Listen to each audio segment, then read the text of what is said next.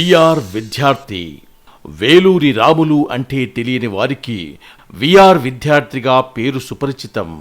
రచయితగా, వివిధ సంస్థల నిర్వాహకులుగా అందరికీ ఆదర్శం.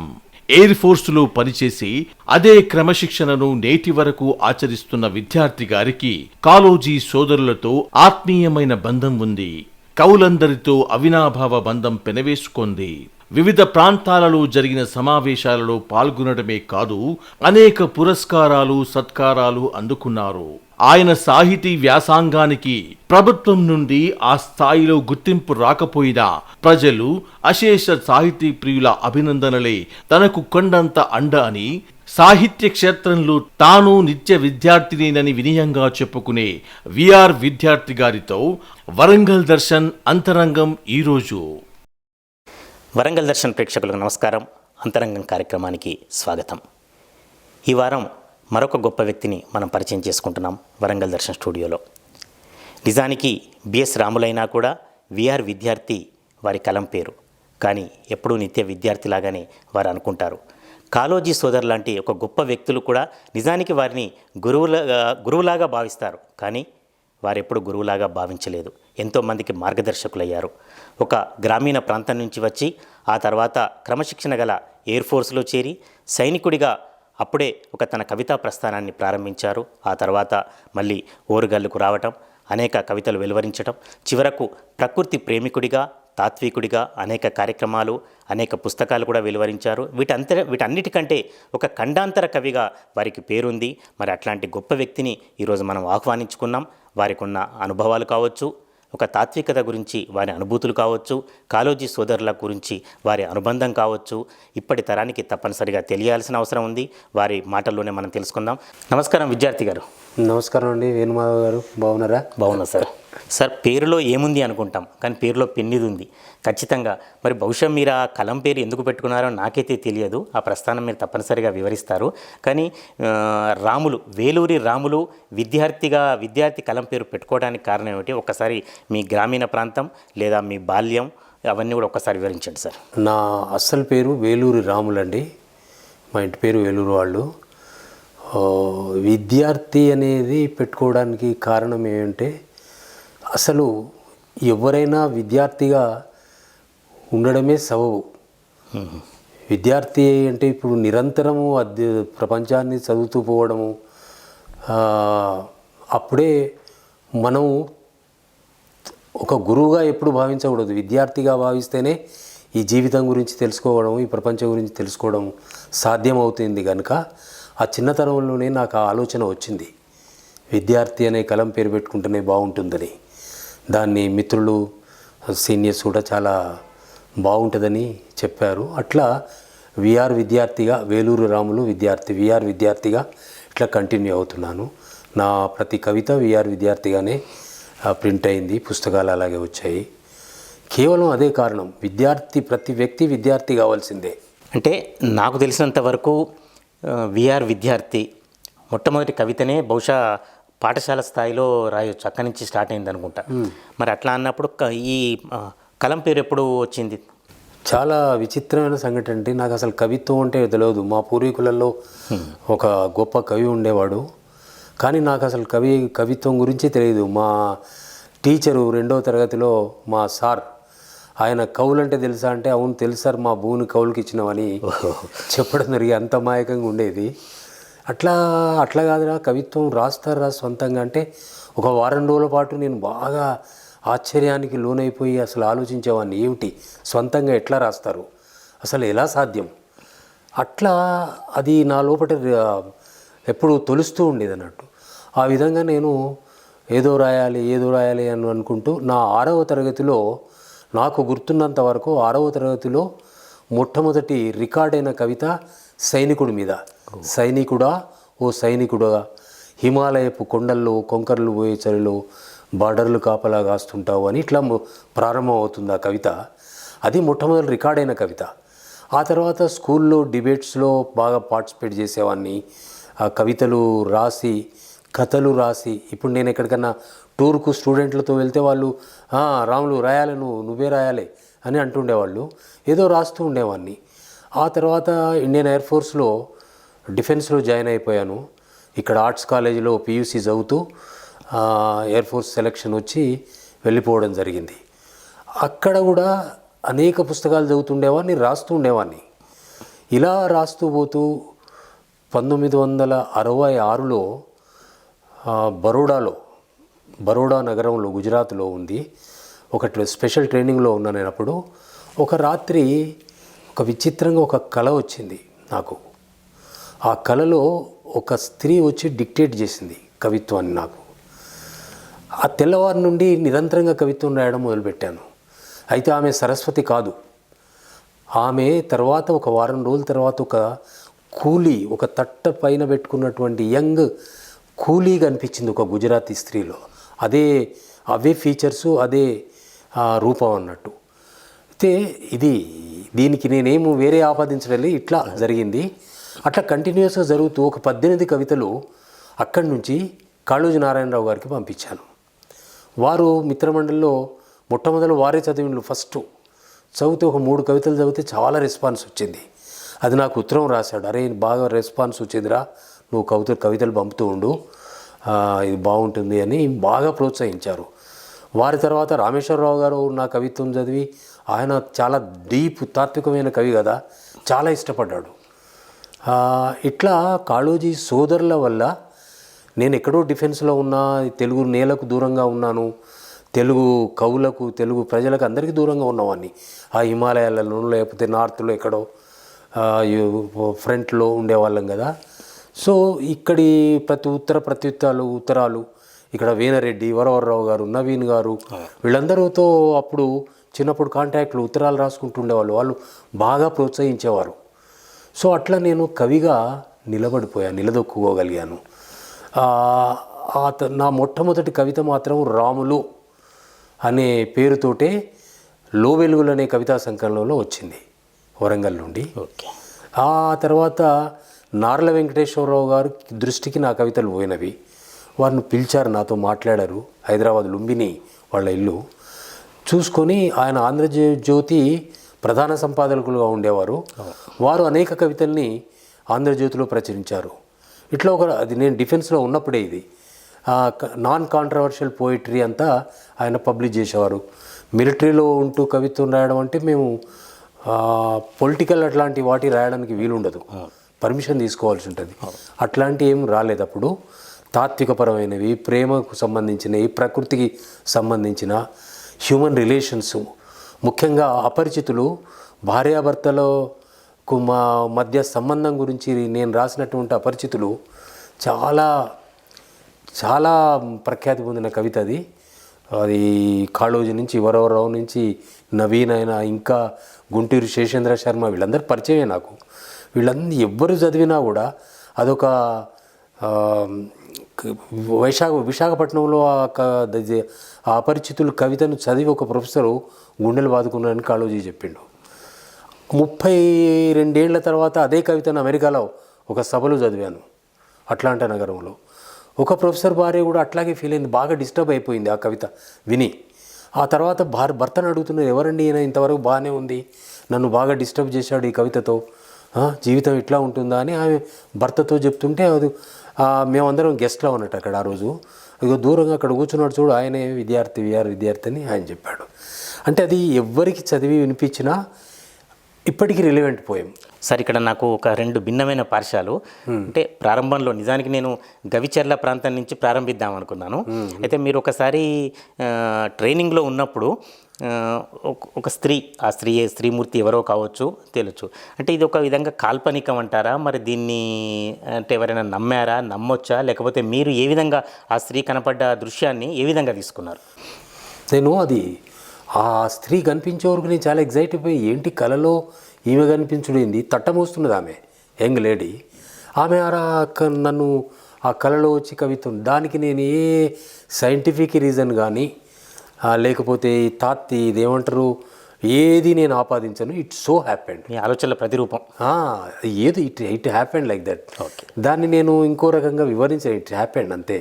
ఆ విధంగా జరిగింది. ఆ రాత్రి నుంచి స్టార్ట్ చేసి ఇక చాలా వందల కవితలు రాశాను. అట్లా ఎయిర్ ఫోర్స్లో ఉన్నప్పుడు దూరంగా ఉండి కూడా వందలాది కవితలు రాశాను. నేను రాసిన కవితలలో కనీసం సగం కూడా పబ్లిష్ కాలేదు. ఒక 8 సంపుటాలు వచ్చాయి అందులో, అంతే కానీ ఇంకా చాలా కవితలు పబ్లిష్ కానివి. సో అట్లా దానికి ఏం ఆపాదించను నేను. సరే, అంటే మీరు అన్నట్టుగా అది మీ ఆలోచనలకు ప్రతిరూపం కావచ్చు, లేకపోతే అది ఏదైనా కావచ్చు, ఒక అదృశ్య శక్తి కావచ్చు, లేకపోతే మీలో నిగూఢమైన నిద్రాణమైన శక్తి కావచ్చు.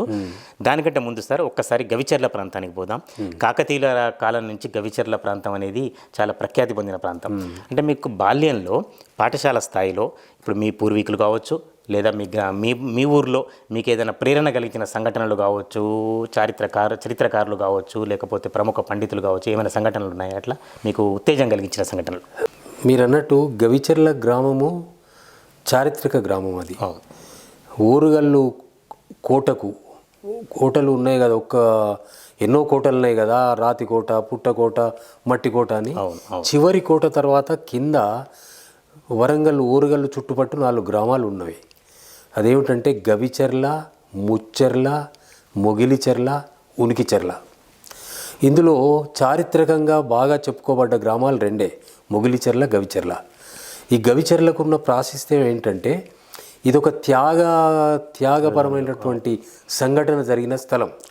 గణపతి దేవ చక్రవర్తి కాలంలో కొందరు దొంగలు ఖజానాను దోచుకుంటే వాళ్ళు పరిగెత్తుకుంటూ వస్తారు. వచ్చి గవిచెర్లలో గుండ బ్రహ్మయ్య అని ఉండేవాడు. ఆయన దగ్గరకు వచ్చి శరణు వేడుకుంటారు. ఆయన కారణం తెలుసుకోకుండా అభయం ఇస్తాడు, మీ ప్రాణాలకు నేను ఉన్నాను. అప్పుడు మళ్ళీ గణపతి దేవుడు వాళ్ళను సైనికులను పంపి అంతి తెలుసుకొని చెప్తే ఈయనను పిలిపించి సంగతి ఇదంటే, అయ్యా రాజా, నేను వాళ్లకు మాట ఇచ్చాను, నేను ఇచ్చాను కనుక వాళ్ళ ప్రాణాలను నేను కాపాడతా.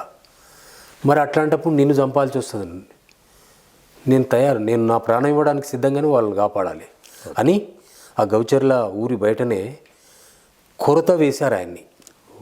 కొరత గణపతి దేవ చక్రవర్తి కాలంలో.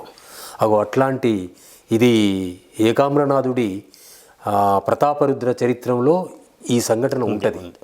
సో అట్లాంటి గ్రామము పూర్వం ఇంకా చాలా సంఘటనలు జరిగేవి. తర్వాత మాణిక్యరాయమాత్య వేలూరి ఆయన ఒక గొప్ప కవి ఉండేవాడు, పండిత కవి. తర్వాత నా టీచరు, నాకు దగ్గర అయినటువంటి సదాశివరావు అయినా ఎవరైనా వాళ్ళు బాగా చదువుకున్న వాళ్ళు. సో వాళ్ళ ఇన్ఫ్లుయెన్స్ నాలో ఉంటుంది ఇండైరెక్ట్గా. కాకపోతే నేను ఎక్కువగా ఈ ప్రకృతికి, ఆ గవిచెర్ల గ్రామంలో దగ్గర ఒక వాగు ఉండేది, చిన్న పడమటి వైపు ఏమో వెర్రిగుట్ట ఉండేది, తూర్పు వైపు తొర్రగుట్ట ఉండేది, నేలబోళ్ళు బాగా ఇవి ఉంటాయి కదా కంచెలు. వీటికి ఆ అడవులలో పోకుండా చాలా ఎంజాయ్ చేసేవాడిని. రాత్రిపూట పడుకొని నక్షత్రాలు చూసుకుంటే. సో ఇది నాకు డైరెక్ట్గా ప్రకృతితో లింకప్ అయి ఉన్నవాడిని నేను చిన్నప్పటి నుంచి కూడా. నన్ను దిక్కులు చూస్తావురా నువ్వు అని కొట్టేవాళ్ళు, తిట్టేవాళ్ళు. దిక్కులు చూస్తారంటారు చూసారా, అరే ఊకే దిక్కులు చూసుకుంటూ ఉంటావు ఏంద్రా అంటారు. అట్లా పెద్దవాళ్ళు గోపడేవాళ్ళు. అయినా నాకు ఎందుకో ఆ చిన్నతనం నుంచి అట్లా వచ్చింది. దాని నుంచే నా కవిత్వం పుట్టింది. ఎక్కువ ప్రకృతి కవిత్వం రాసినానని అంటారు అంతా. సో అట్లా గవిచెర్ల చాలా గొప్ప చరిత్ర కలిగినటువంటి గ్రామం. ముఖ్యంగా త్యాగానికి మారుపేరే గవిచెర్ల. ప్రకృతి కవిగా, మీకు ఖండాతర కవిగా ఇప్పుడు తర్వాత పేరు వస్తే ప్రకృతి కవిగా ప్రారంభంలోనే పేరు వచ్చింది, దానిలో సందేహం లేదు. తర్వాత ఈ ప్రస్థానం సార్, ఇప్పుడు గవిచెర్ల నుంచి బయటకు వచ్చిన తర్వాత, మీ విద్యాభ్యాసం అయిన తర్వాత ఈ సైనిక రంగానికి పోవాలన్న తలంపు ఎట్లా వచ్చిందా? అదే ఇంట్లో నుంచి వచ్చిందా, మీకు అనిపించిందా, చుట్టుపక్కల వాళ్ళు ఎవరైనా ప్రేరితులయ్యారా? సైనికుడి గురించి నాకు మొదలే తెలుసు. ఎందుకంటే మా మేనత్త భర్త జయసేన, కాళోజీ జయసేన మీద ఒక బుక్కే రాసిండు. ఆ జయసేన అనే ఆయన మిలిటరీలో ఒక జూనియర్ కమిషనర్ ఆఫీసర్గా పనిచేసేవాడు. ఇన్ఫెంట్రీ యుద్ధాలు చేసినవాడు, 62-65 యుద్ధాల్లో పార్టిసిపేట్ చేసినవాడు. ఆయన సెలవుల్లో వచ్చినప్పుడల్లా కబుర్లు చెప్పేవాడు. అవన్నీ నా మీద బాగా ఇన్ఫ్లుయెన్స్ అయి ఉన్నవి. ఆ జయసేన ఎవరంటే డి రాజా అని ఒక గొప్ప సంఘ సంస్కర్త ఉండేవాడు ఇక్కడ. ఆయన ఎవరు, కాళోజీ నారాయణరావుకు, పివి నరసింహరావు వాళ్లకు, ఇటికాల మధుసూదన్ రావు వీళ్లకు గురువు. ఆయన కొడుకే ఈ జయసేన. ఆయన ఇన్ఫ్లుయెన్స్ కొంత ఉన్నది. కానీ మమ్మల్ని బాగా ప్రోత్సహించిన వాడు లింగాల జస్టిస్ నరసింహారెడ్డి వారి, ఇప్పుడు లింగాల జస్టిస్ నరసింహారెడ్డి ఉన్నారు కదా, ఆయన పెద్దన్న లింగాల రామచంద్రరెడ్డి గారు. ఆయన మమ్మల్ని బాగా ప్రోత్సహించిండు ఎయిర్ ఫోర్స్లో చేరండి అని. వాళ్ళ తమ్ముని నన్ను ఇద్దరిని కాంపిటేటివ్ టెస్ట్కి పంపితే మేము ఇద్దరం సెలెక్ట్ అయ్యి మాకు మంచి బ్రాంచులు ట్రేడ్లు వచ్చాయి. అట్లా ఎయిర్ ఫోర్స్లో పోవడము మొదలే మిలిటరీ గురించి కొంత తెలుసు నాకు. పోవడము ఆ తర్వాత I was so lucky that I was in front, always ఫ్రంట్లో ఉండేవాడిని. అనేక రంగాలలో పనిచేసేవాడిని, రేడార్స్లో, విమానాలలో, తర్వాత ఏమంటారంటే ఈ రాకెట్ లాంచింగ్ అంటే మిసైల్స్ లాంచింగ్లో, అట్లాగే బార్డర్స్లో ఉండేటువంటి రేడార్, నేను అన్ని రంగాల్లో పనిచేశాను. విమానాల్లో వెళ్ళేవాళ్ళము. అట్లా 2 యుద్ధాల్లో పార్టిసిపేట్ చేశాను నేను. 65 యుద్ధంలో, తర్వాత 71లో జరిగిన బంగ్లాదేశ్ వార్లో నాది చాలా మంచి పాత్ర. నేను ఇచ్చినటువంటి ఇన్ఫర్మేషన్ వల్ల ఈ మన ఇండియన్ ఎయిర్ ఫోర్స్ ఒక మంచి మిషన్ సక్సెస్ అయింది. మా మిగతా వాళ్ళన్నీ ఫెయిల్ అయిపోతే నాదొక్కటి, నేను పనిచేస్తున్నటువంటి రేడార్ స్కోపు అదొక్కటే పనిచేస్తున్నది. అది లక్కీలీ ఆ ఇన్ఫర్మేషన్ నేను గ్యాదర్ చేయగలిగి మా డైరెక్టర్కి ఇవ్వగలిగాను. దానివల్ల ఒక మంచి మిషన్ సక్సెస్ అయింది. దానివల్ల ఐఆమ్ హియర్, మీ ముందు ఇవాళ ఉన్నా. లేకపోతే ఆ రోజు మేము మొత్తం బాంబులు పడిపోయి ఆ రోజు మా మీద బంబార్డింగ్ చేయడానికే వస్తున్నాయి అవి శత్రు విమానాలు. సో ఇట్లాంటి గొప్ప అవకాశాలు నాకు కలిగినవి. అయితే విద్యార్థి గారు మీరు ఉండటం కాదు, మీరలా చేయగలిగారంటేనే మేమంతా కూడా ఈరోజు ఇలా ఉండగలిగాం. నిజానికి ఒక 2 యుద్ధాల్లో పాల్గొనడం, అందులో ఒక సక్సెస్ సాధించడం అనేది అత్యంత గొప్ప విషయం. అది మామూలు విషయం కాదు, ఒక సామాన్యంగా కనిపించే విషయం కూడా కాదు. అయితే దానిలో కూడా సార్ ఎయిర్ ఫోర్స్లో మీరు ప్రత్యేకంగా ఈ రాడార్ వ్యవస్థను ఎన్నుకున్నారా, లేకపోతే వేరు విభాగాల్లో పనిచేసినట్టు అనిపించింది? ఒక్కసారి అనుభవం చెప్పండి క్లుప్తంగా. ప్రైమరీలీ నేను రాడార్కు సంబంధించిన వాడిని. రాడార్ ఆపరేటర్, రాడార్ తర్వాత ఇంజనీరింగ్లో కమ్యూనికేషన్స్ విభాగం, రేడియో కమ్యూనికేషన్ విభాగానికి చెందినవాడిని. నేను సెలెక్ట్ అయింది కూడా అందులోనే.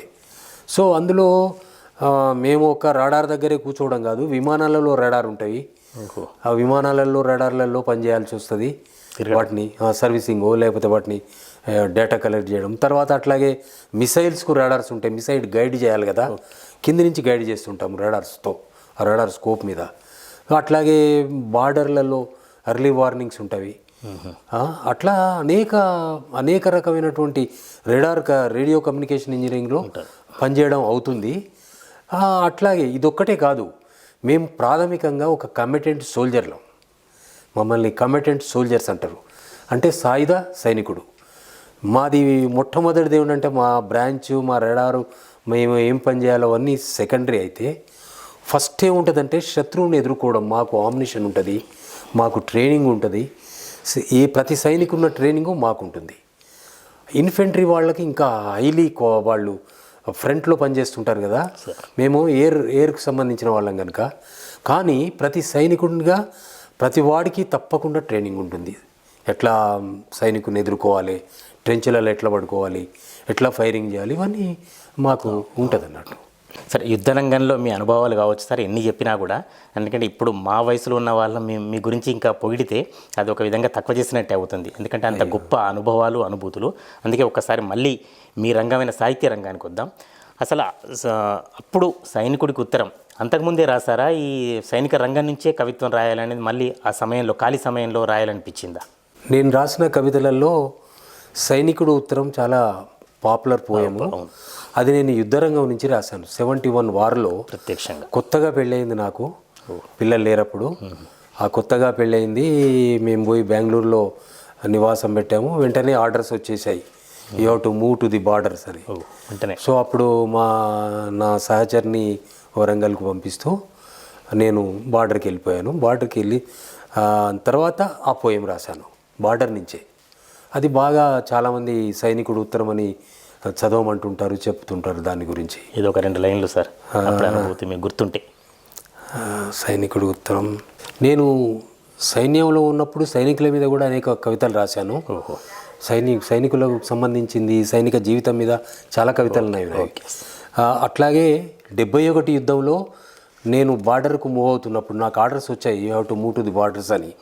వెళుతున్నప్పుడు బార్డర్ నుంచి నా సహచరికి, కొత్తగా పెళ్ళైన వాడిని, అప్పుడు నేను ఒక ఇన్లాండ్ లెటర్లో ఈ కవిత రాశాను. ఇది సైనికుడు ఉత్తరం అని బాగా పాపులర్. ఇది ఇట్లా స్టార్ట్ అవుతుంది. ఇది మనకు తొలి దీపావళి కదూ, మీ సహచరికి రాశారు ఇది.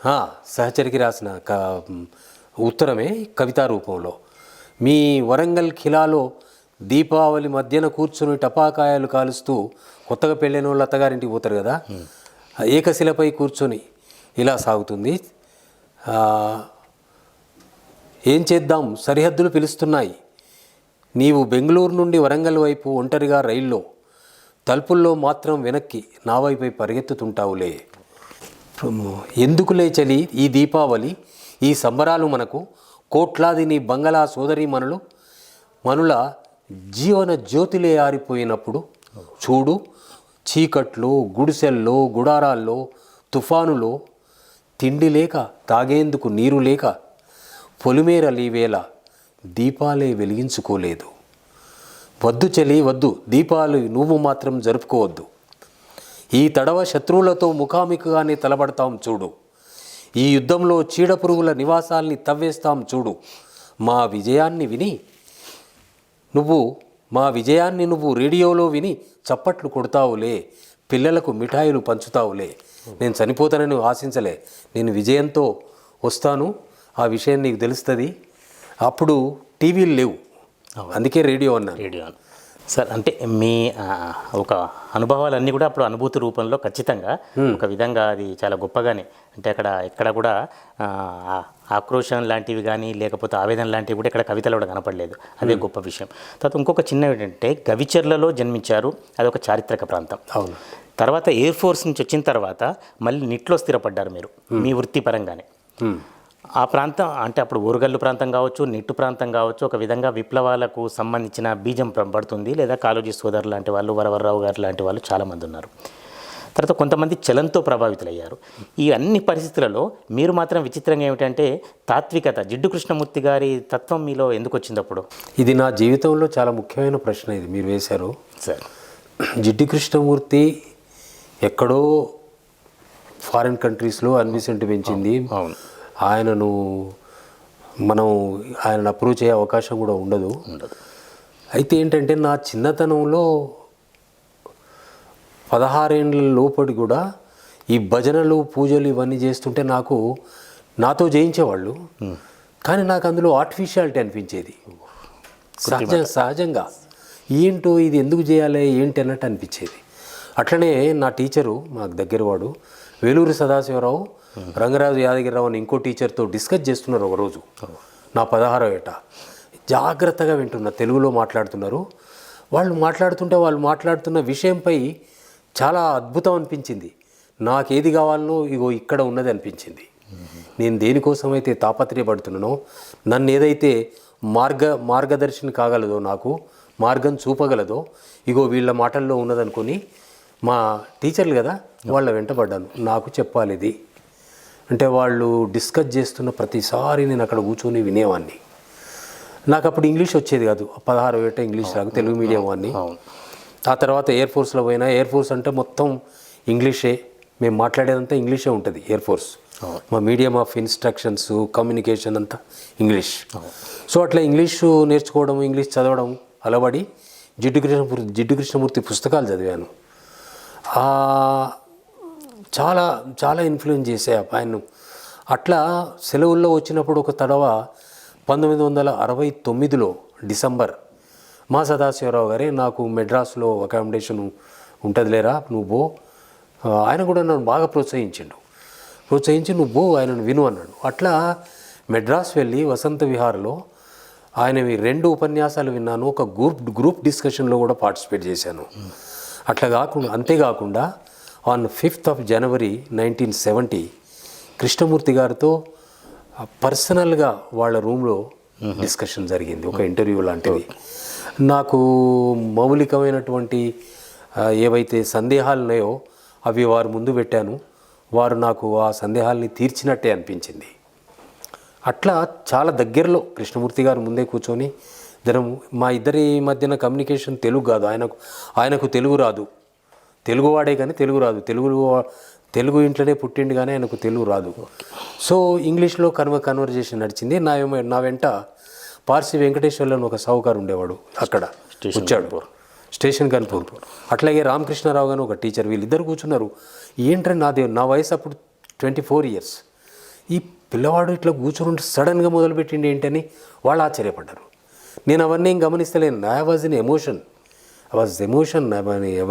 ఆయనతో మాట్లాడాలి, ఆయనతో చర్చించాలి అని మాట్లాడుతూ పోయినా. అట్లా కొంతసేపు ఇద్దరి మధ్యన చర్చ జరిగింది. నాకు చాలా సంతృప్తిని అనిపించింది. ఆయన ఆలోచన మార్గం నాకు బాగా నచ్చింది. నాకు ఏది కావాలనో అందులో అది దొరికింది కృష్ణమూర్తి గారిలో. తాత్వికపరమైన విషయానికి వస్తే అయితే ఒక ప్రత్యేకత ఏమిటంటే సార్, అంటే చలంగారు రమణ మహర్షి ఆశ్రమానికి, అంటే ఆయన వేరైనప్పటికీ చివరి దశలో వెళ్ళారు. చాలామంది కూడా తాత్వికత అనేది ఒక వేదాంతంలోకి వస్తుందనేది చాలామంది భావించారు. మీరు ఒక 25 సంవత్సరాల వయసులోనే తాత్వికత అనే దృష్టికి ఎందుకు వెళ్ళారు? తర్వాత జిడ్డు కృష్ణమూర్తి గారితో పరిచయం, వారితో సంభాషణ అయిన తర్వాత ఆ ప్రభావం వ్యక్తిగతంగా కానీ రచనల మీద కానీ పడిందా మీకు? నా అవగాహనలో, ఆలోచనలో ఒక క్లారిటీ వచ్చింది. నాకు ఒక బాట దొరికింది, ఏం చేయాలో ఎట్లా. అసలు అందుకే కృష్ణమూర్తి గారి ఇన్ఫ్లుయెన్సు ఖచ్చితంగా ఉందనే చెప్తాను నేను. ఎందుకంటే యుద్ధం శాంతి అనే కవిత రాసిన, అందులో వద్దు వద్దు యుద్ధం అని విలపించని వాడేవాడు, యుద్ధం కోసం నిధులను కూర్చొనన్న వాడేవాడు. ఒకవైపు యుద్ధం వద్దంటారు, ఇంకోవైపు యుద్ధానికి కంట్రిబ్యూట్ చేస్తారు. ఇట్లాంటి ఆలోచనలు, ఆ క్లారిటీ ఉన్నది కనుకనే అట్లా రాయగలిగాను నేను కృష్ణమూర్తి గారి ఈ ప్రపంచంలో. నేను ఒక్క మాటే చెప్తాను ఏంటంటే, నాకు తెలిసి, నేను సైన్స్ అంటే నాకు చాలా ఇష్టమైన సబ్జెక్టు, ఆస్ట్రానమీ ముఖ్యంగా. ఆస్ట్రానమీ చిన్నప్పటి నుంచి. ఇద్దరు వ్యక్తులు నా జీవితంలో, నేను ఒక ఆయన్ని చూడలేదు, ఒక ఆయన్ని చూశాను. ఐన్స్టైన్ అనేవాడు భౌతిక లోకాల తలుపులు తెరిచాడు, గవాక్షాలు తెరిచాడు. అంతర్లోకాల గవాక్షాలు తెరిచినవాడు కృష్ణమూర్తి.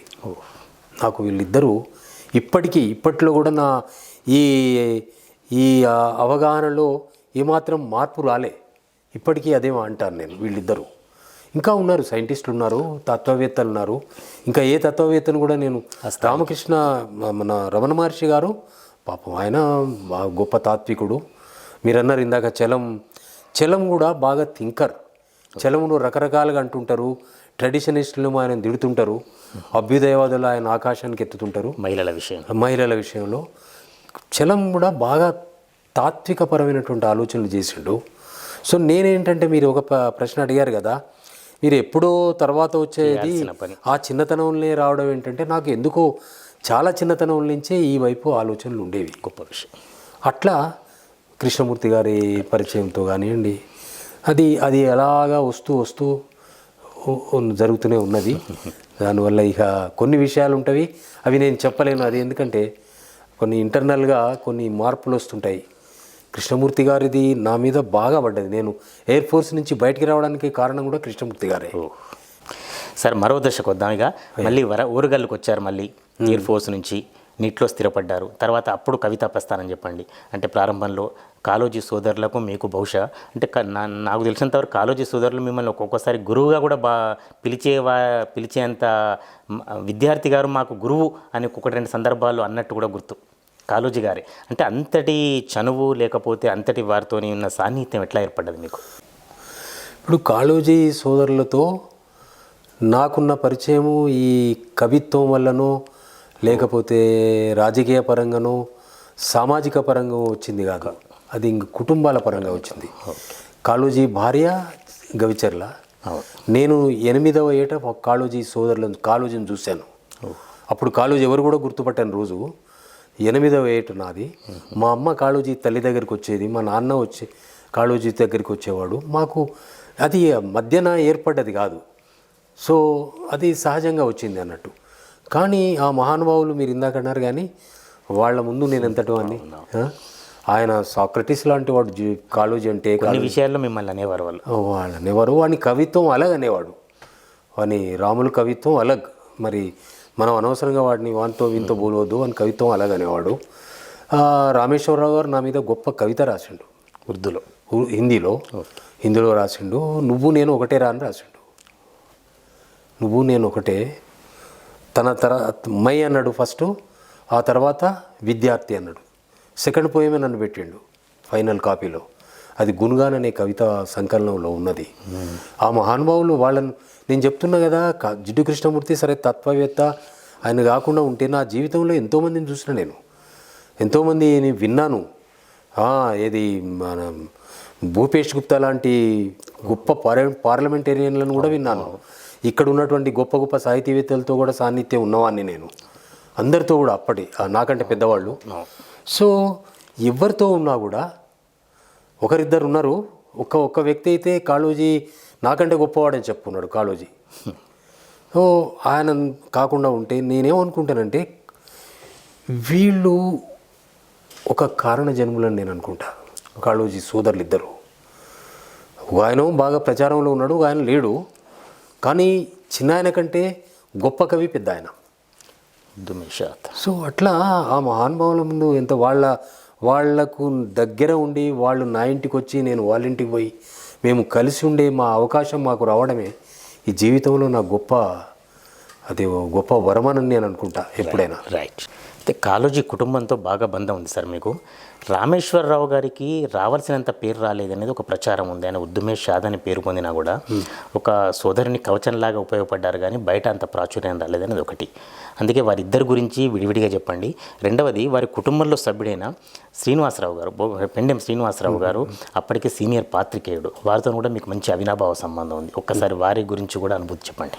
మీరు అన్నట్టు రామేశ్వరరావు గారికి తెలుగు సాహితీ లోకంలో అంత పేరు లేదు కాళోజీ నారాయణరావు గారికి ఉన్నంత.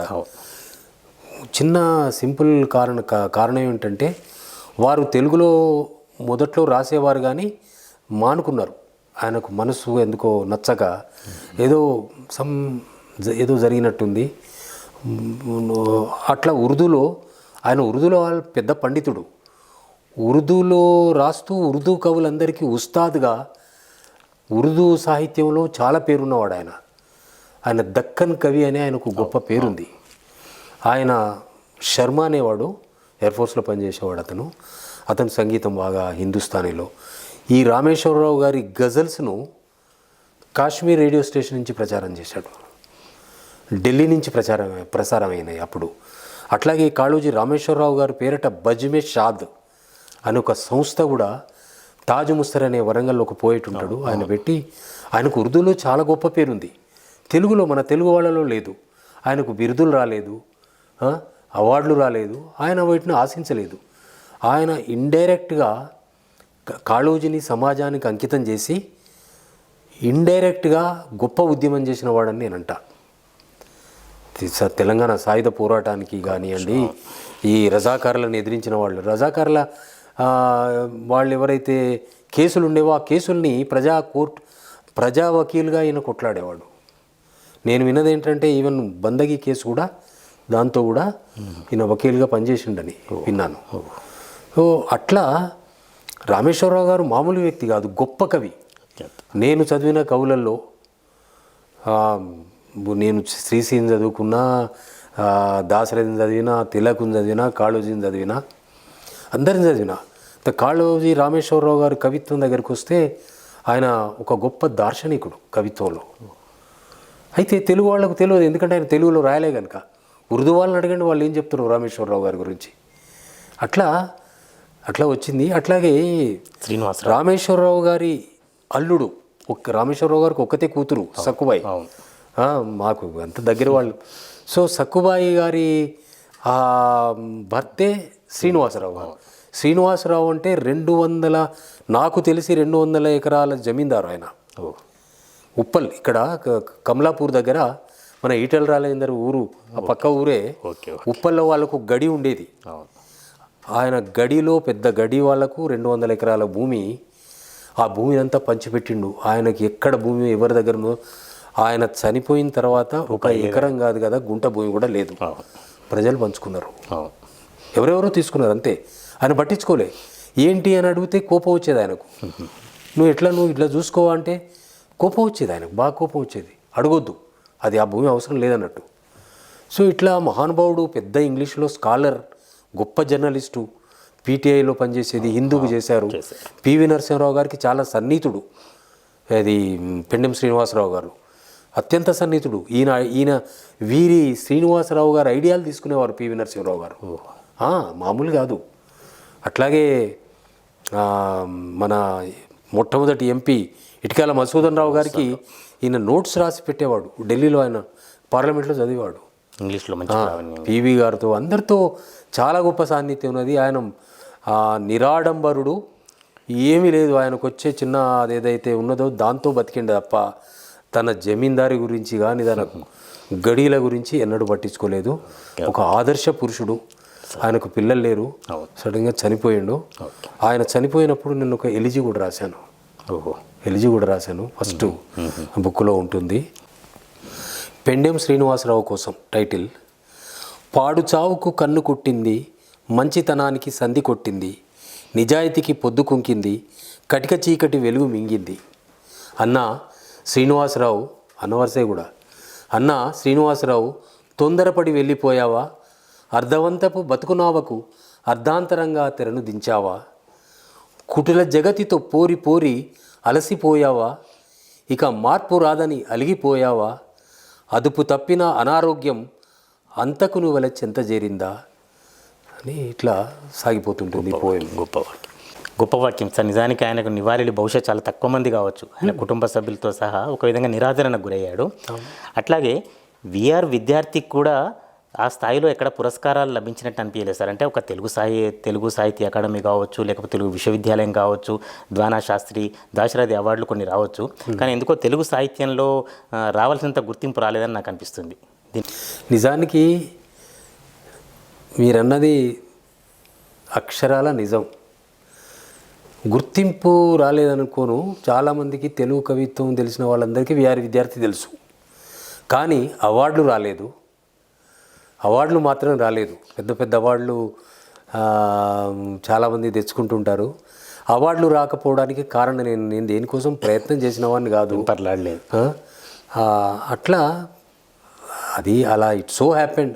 కానీ చాలామందికి నేను మంచి కవిత్వం రాసిన అని గొప్ప గొప్ప వాళ్ళు అంటున్నారు కనుక నేను నిజమే కావచ్చు అని అనుకుంటున్నా. ఇప్పుడు వరవరరావు లాంటి మహానుభావుడు ఆయన ఏమన్నాడంటే స్థానిక విశ్వమానవుడు అన్నాడు విద్యార్థిని. దార్శనికుడు అని సామల సదాశివ అన్నాడు. పెద్ద పురస్కారం మీకు. రామేశ్వరరావు గారు ఒక కవితే రాశారు. ఇంతకంటే పెద్ద పురస్కారం నాకేం కావాలి? ఏ పురస్కారం వచ్చినా ఎవరికి కూడా కాదనరు, కానీ నాకైతే రంది లేదు. పురస్కారాలు రాలేదని రంది లేదు. చదివితే నా కవిత్వాన్ని చదవాలి, విశ్లేషించాలి అని నేను మొదటి నుంచి కోరుకుంటున్నా. దానిలో ఎందుకంటే చాలా డెప్త్తో ఒక మెడిటేషన్గా నేను కవిత్వం రాసిన వాడిని. అందుకే అద్దంలో విద్యార్థి అని బి నరసింహరావు గొప్ప దర్శకులు ఉన్నారు కదా. బి నరసింహరావు గారు 2012లో అద్దంలో విద్యార్థి అని ఒక బుక్ తీసుకొచ్చారు. 3 ఎడిటర్స్ దానికి. కుర్రా జితేంద్రబాబు, అమ్మంగి వేణుగోపాల్, వేణు సంకోచ్. ఈ 3 ఎడిటర్స్గా పెట్టి 70 మంది చేత వ్యాసాలు రాయించాడు. అందులో నగ్నముని ఉంటాడు, అద్దేపల్లి రామ్మోహన్ రావు, అట్లా కాళోజీలది ఉంటుంది, తర్వాత వరవరరావు గారిది ఉంటుంది, తర్వాత చాలా అనేక మంది దర్శనం మీరున్నారు. GR Krishna, professor GR Krishna మ్యాంగ్లూరులో ఉంటాడు, జేకే ఎంబడి బాగా సాన్నిధ్యం ఉన్నవాడు. అట్లా ఎంతోమంది ఎన్నో చోట్ల నుంచి రాశారు. అది నా కవిత్వం మీద విశ్లేషణ జరిగింది, కొంతవరకు తృప్తి.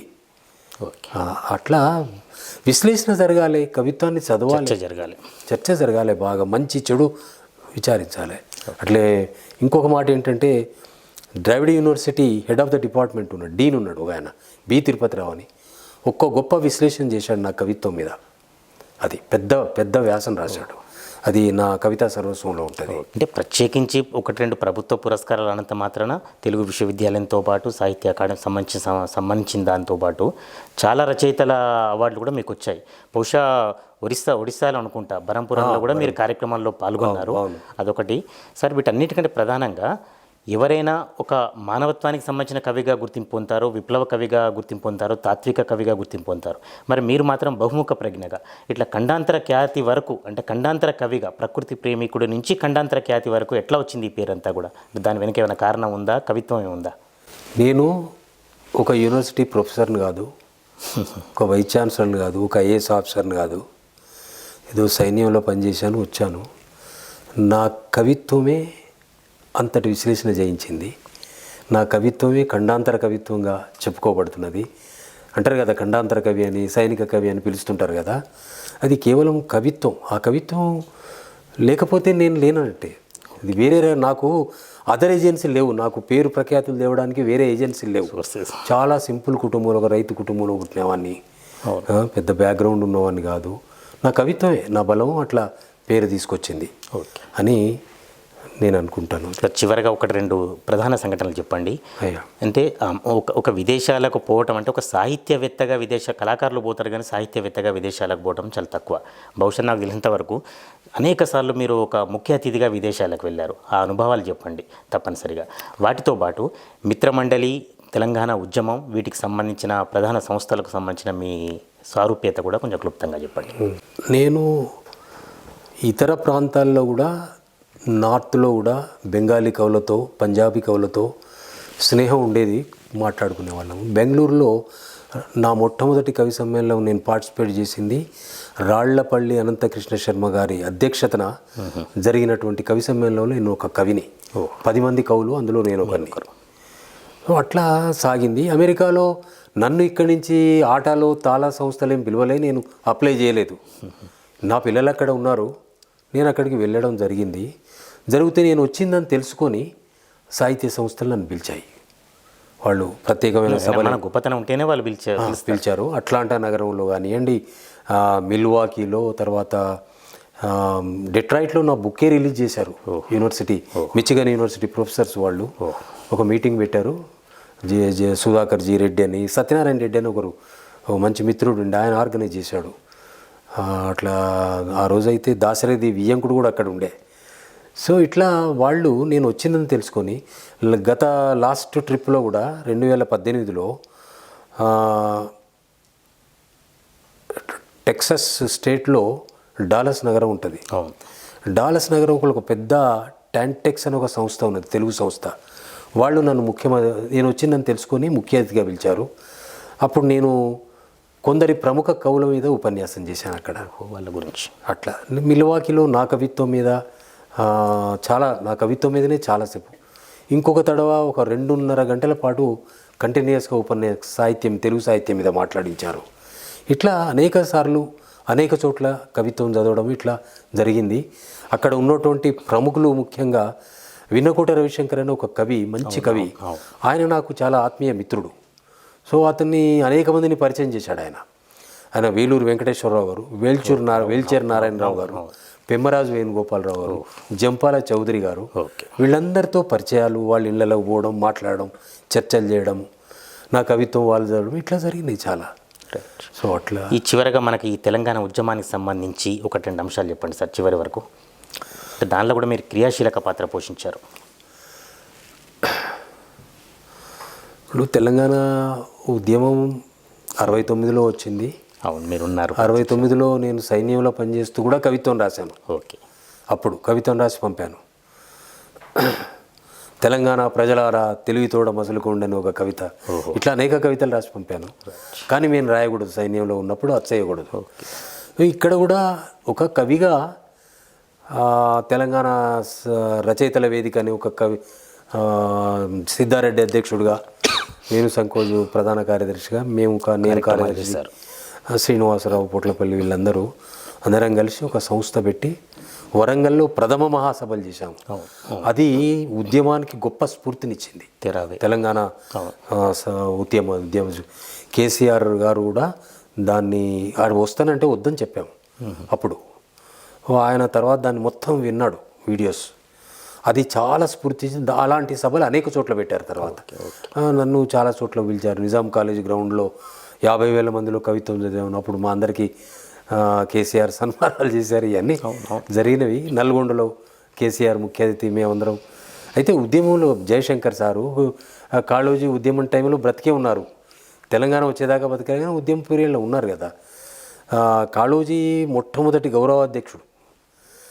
అట్లా నా పాత్ర నేను ప్రముఖంగా ఒక సాహిత్యకారునిగా నా పాత్ర పోషించాను. అట్లాగే మిత్రమండలి ఏంటంటే 1957-58 మధ్యన కాళోజీ రామేశ్వరరావు గారు కొందరు మిత్రుల్ని కలుపుకొని కాళోజీ బ్రదర్స్ అనుకోండి, కొందరు మిత్రులతో ప్రొఫెసర్ లాలే, తర్వాత శొంఠి కృష్ణమూర్తి గారని, తర్వాత ఇంకా కొందరు కలిసి మిత్రమండలిని ఒక సంస్థను స్థాపించారు. సార్ అది రిజిస్టర్డ్ కాదు, ఇప్పటికీ రిజిస్టర్డ్ కాదు. సో దానికి మొట్టమొదటి కన్వీనర్, దానికి ఒక్క కన్వీనర్ మాత్రమే ఉంటారు, ఇంకా అధ్యక్షుడు సెక్రటరీలు ఏమి ఉండరు.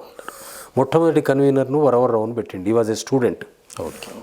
ఆయన హైదరాబాద్ వెళ్తూ నవీన్ కప్పచెప్పిండు. ఆ మిత్రమండలి కన్వీనరే సెకండ్ కన్వీనర్ని ఎన్నుకొని పోవాలి.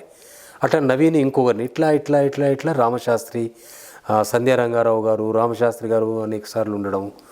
సో రామశాస్త్రి గారు నాకు అప్పచెప్పిండ్రు. సో గత 13 ఏళ్ళుగా నేను మిత్రమండలి కన్వీనర్ను. ఇప్పుడు ఈ కోవిడ్ టైంలో ప్రత్యక్షంగా చర్చలు జరగడం లేదు, మళ్ళీ స్టార్ట్ చేస్తాం. ఇప్పుడు కాళోజీ ఫౌండేషన్ 1995లో కాళోజీ సోదరుల సమక్షంలో వాళ్ళు ముందు కూర్చొని ఒక 4 మిత్రులు దాన్ని స్థాపించాం. వారి ఆమోదంతో ఒక రకంగా చెప్తుంటే ఇప్పుడు వాళ్ళు ఇవాళ మేము ఇస్తున్నటువంటి అవార్డు కాళోజీ సోదరులు ఇస్తున్నట్టే లెక్క. ఎందుకంటే వాళ్ళ ఆమోదంతో ఏర్పడ్డ సంస్థ ఇది. దీనికి ఒక 4 పొట్లపల్లి, అది నాగిళ్ళ రామశాస్త్రి గారు, విఆర్ విద్యార్థిగా నేను, పొట్లపల్లి శ్రీనివాసరావు, టి జితేందర్రావు, ఈ 4 కూర్చున్నాము, మాట్లాడినాం. వాళ్ళు బాగానే ఉంటుందిరా, పెట్టుకోండిరా, కానీ మంచిగా సరిపండి, కథలు చేయొద్దు అన్నారు. కాళోజీ గారు ఉన్నప్పుడు 2 అన్నదమ్ములు, ఈ కథలు చేయొద్దు, మంచిగా నడపాలి అని చెప్పిండ్రు. అట్లనే ఇంతవరకు నడుస్తున్నారు. మేము పెద్ద ప్రచారం చేయము, నిధులు కలెక్ట్ చేసుకోము, అప్పట్లేదో అన్నారు, కానీ ఎక్కడ ఏం లేదు. సింపుల్గా కాళోజీ పుస్తకాలు ప్రచురణ జరుగుతుంది. బి నరసింహారావు గారు కూడా దీంతో అసోసియేట్ అయినరు. ఆయన కొన్ని ఏమంటారు డాక్యుమెంటరీలు తీసిండ్రు. తర్వాత అట్లనే ప్రభాకర్ అని హైదరాబాద్లో ఉంటాడు, ఆయన కాళోజీకి దగ్గరవాడు. సో వీళ్ళంతా కలిసి చేస్తున్నాం. కాళోజీ సోదరుల మెసేజ్ ఏదైతున్నదో భవిష్యత్ తరాలకు అందించడం కోసం ఏర్పడ్డ సంస్థ ఇది. ఆర్భాటాలు ఉండవు దీనికి. ఓకే, అది రైట్. సార్, వరంగల్ దర్శన్ ప్రారంభమైనప్పటి నుంచి కూడా మేము సాహిత్య సాంస్కృతిక కార్యక్రమాలకు, అంటే కాకతీయుల నగరం కాబట్టి పెద్దపీట వేస్తున్నాం. వరంగల్ దర్శన్ ద్వారా అంటే డిజిటల్ యుగం వచ్చింది కాబట్టి మరి సాహిత్యానికి ప్రాధాన్యత తగ్గిందని మీకు అనిపిస్తుందా? లేకపోతే ఇప్పటి తరం సాహితీవేత్తలకు కావచ్చు, ప్రేక్షకులకు కావచ్చు, ఇంకెవరైనా ప్రజలకు కావచ్చు, మీరు ఇచ్చే సందేశం ఏమిటి? సందేశం కావచ్చు, సూచనలు కావచ్చు, చెప్పండి, మా ఛానల్ ద్వారా చెప్పండి. రాశి పెరిగింది, వాసి తగ్గింది. ఇప్పుడు చదువుకున్న వాళ్ళు ఎక్కువైనరు, పుస్తకాలు పబ్లిష్ చేయడానికి అవకాశాలు ఎక్కువ ఉన్నాయి వాళ్లకు. మేము ఆ రోజులల్లో అప్పులు చేసి మొట్టమొదటి పుస్తకం పబ్లిష్ చేశాను నేను. అందరి పరిస్థితి అంతే. అప్పుడు కాళోజీ పుస్తకాలు కూడా మిత్రులు వేసారు, కానీ ఆయన దగ్గర డబ్బుండి ఆయన చేసింది కాదు. అయితే ఇప్పుడు ఏంటంటే అందరికీ డబ్బులున్నాయి, అందరు పుస్తకాలు వేస్తున్నారు, సంతోషమే. రచయితలు చాలామంది ఎక్కువైనరు, కవులు రచయితలు చాలా పెరిగినరు, చదివే వాళ్ళు చదువుతున్నారు. కానీ నేను సందేశం అనే మాట వాడను.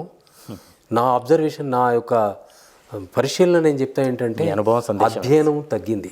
ఓహో, క్లాసిక్స్ని చదవాలి, తప్పనిసరి చదవాలి. అది సంస్కృత, మనం తెలుగులో బోలెడని ఉన్నాయి, ఇంగ్లీష్ అయినా తెలుగు అయినా సంస్కృతం అయినా ఎండ్ల మనం చదవగలిగితే అండ్ల చదవాలి. ప్రపంచ సాహిత్యాన్ని అధ్యయనం చేయాలి. అట్లా మా తరం చేసింది, మా తరం ఖచ్చితంగా చేసింది. ఒక వాక్యం, నేను 60 సంవత్సరాలు వెయిట్ చేశాను ఒక కవిత కంప్లీట్ చేయడానికి. It took 60 years. తప్పిపోయిన ఆకాశం అని ఒక పోయం.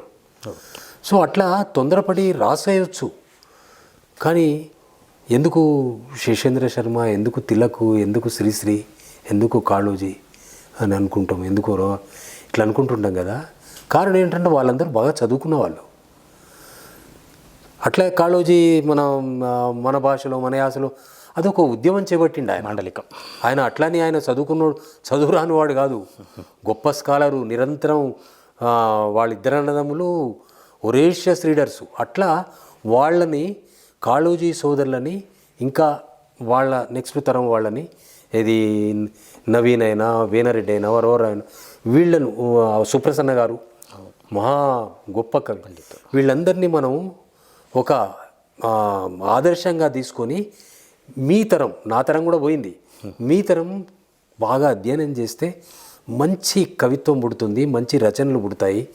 వరంగల్కు సాహిత్యంలో మొట్టమొదటి నుంచి 1000 సంవత్సరాల నుంచి చరిత్ర ఉన్నది. మన చరిత్రను మనం కాపాడుకోవచ్చు.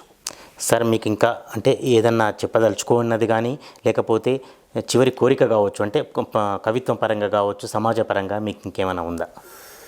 ఇప్పుడు నేను 77వ ఏట ఉన్నా. అవును. 77 ఏళ్ళు.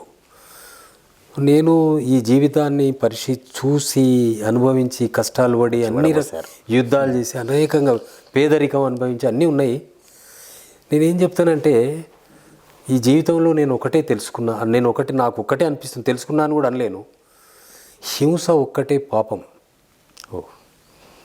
ఈ మతాలు, రకరకాల మతాలు ఉంటాయి, రకరకాల తత్వాలన్నీ చెప్తుంటారు, అన్నీ చెప్తుంటారు, ఇవన్నీ కావు. మనిషి ఒకటే గమనించవలసింది ఏంటంటే హింసకు అతీతుడిగా బ్రతకాలి, అప్పుడు జీవితం ఏంటో తెలుస్తుంటుంది. ఈ ప్రపంచంలో హింస తప్ప ఇంకే పాపం లేదు. హింస అంటే ఏందో కూడా తెలుసుకోవాలి. హింస అంటే ఒక నరకడం, చంపడమే కాదు, రకరకాల హింసలు ఉన్నాయి. ఇది నేను ఈ జీవితంలో తెలుసుకున్నా. హింసకు అతీతుని అయినాడు క్లారిటీ ఉంటుంది, జీవితంలో హ్యాపీగా ఉంటాము అనేది. మనం ఏం చేస్తున్నామో మనం నిరంతరం తెలుసుకుంటూ ఉండాలనేది నా మాట. ఇది అంతరంగం కార్యక్రమంలో పాల్గొన్న విఆర్ విద్యార్థి గారి మనోగతం. 77 సంవత్సరాల వయసులో కూడా ఇప్పటికీ ఒక ప్రకృతి రచయిత నుంచి ఖండాంతర కవిగా కూడా ఎదిగి, ఏదైనా కూడా ఈ తరం రచయితలు కావచ్చు, ఎవరైనా కావచ్చు, తప్పనిసరిగా అధ్యయనం చేయాలి. వీటన్నిటికంటే హింసా ప్రవృత్తి అనేది దూరంగా ఉంటేనే, అది ఎలాంటి రకమైన హింస కావచ్చు, మానసికంగా కావచ్చు, శారీరకంగా కావచ్చు, అటువంటి ప్రవృత్తికి దూరంగా ఉన్న వాళ్ళు మాత్రమే తప్పనిసరిగా మనగలుగుతారని ఇది అంతరంగం కార్యక్రమంలో పాల్గొని కాళోజీ సోదరుల అనుభవాలు కావచ్చు, ఒక జిడ్డు కృష్ణమూర్తితో తత్వవేత్తగా వారితో ఎట్లా బంధం పెరిగిందని కావచ్చు, తర్వాత వరంగల్కు సంబంధించిన తన అనుభవాలు కావచ్చు, యుద్ధానికి సంబంధించిన తన అనుభూతులు కావచ్చు, ఇవన్నీ కూడా మనకు వివరించారు విఆర్ విద్యార్థి గారు.